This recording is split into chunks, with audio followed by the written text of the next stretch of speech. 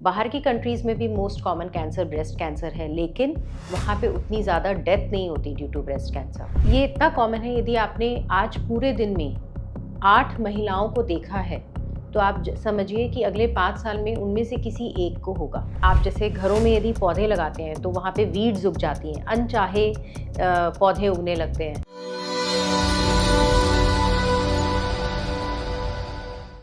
Breast cancer बहुत common हो रहा है। हम सब सुन रहे हैं, हर जगह कोई relatives, family, neighbour, office place, हर जगह। क्योंकि ये सबसे कॉमन कैंसर है जो फीमेल्स को अफेक्ट करता है, सिर्फ इंडिया में नहीं, it is across the globe. But आप जानते हो हम लोग कैसे डिफरेंट हैं, इंडियन वुमेन बाकी दुनिया से। हम लोग बहुत ज़्यादा अपनी वुमेन को लूज़ भी करते हैं ड्यू टू ब्रेस्ट कैंसर। बाहर की कंट्रीज़ में भी most common cancer breast cancer है, लेकिन वहाँ पे उतनी ज़्यादा डेथ नहीं होती ड्यू टू ब्रेस्ट कैंसर, क्योंकि वो लोग बहुत जल्दी स्टेज में पकड़ते हैं। हमारी कंट्री में हम उसको लेट डायग्नोज करते हैं, इसीलिए हम लोग बहुत सारी अपनी वुमेन को लूज़ कर देते हैं due to breast cancer. But ये इतना कॉमन है, यदि आपने आज पूरे दिन में 8 महिलाओं को देखा है, तो आप समझिए कि अगले 5 साल में उनमें से किसी एक को होगा।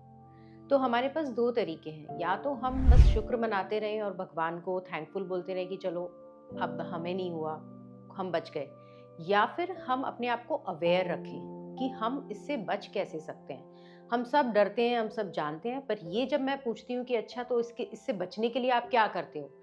लोगों को पता ही नहीं है कि ब्रेस्ट कैंसर से बचना कैसे है। इससे पहले कि हम शुरू करें कि इससे बच कैसे सकते हैं, हमें ये जानना ज़रूरी है कि ब्रेस्ट कैंसर होता क्या है। ब्रेस्ट कैंसर एक तरह की अनकंट्रोल्ड ग्रोथ है।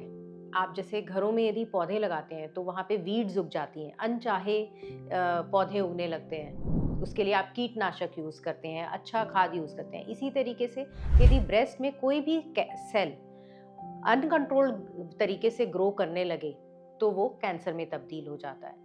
शुरुआती दौर में वो सिर्फ ब्रेस्ट में ग्रो करता है। यदि हमने उसको उसी टाइम पकड़ के साफ नहीं किया, तो वो हमारी बगल में फैलता है। वहाँ भी भगवान ने हमें 4 चेक पोस्ट दिए हैं, इससे पहले कि वो पूरी बॉडी में फैले। यदि हम उसको वहाँ भी नहीं पकड़ते, तो उसकी क्षमता आती है, उसकी टेंडेंसी होती है कि वो बाकी बॉडी में भी स्प्रेड हो जाए। ये होता है ब्रेस्ट कैंसर। अब इससे कैसे बचना है, इसके क्या लक्षण होते हैं, इसका क्या ट्रीटमेंट है, ये सब जानने के लिए आप जुड़े रहिए मेरे से और देखिए मेरी आने वाली वीडियोस। Thank you.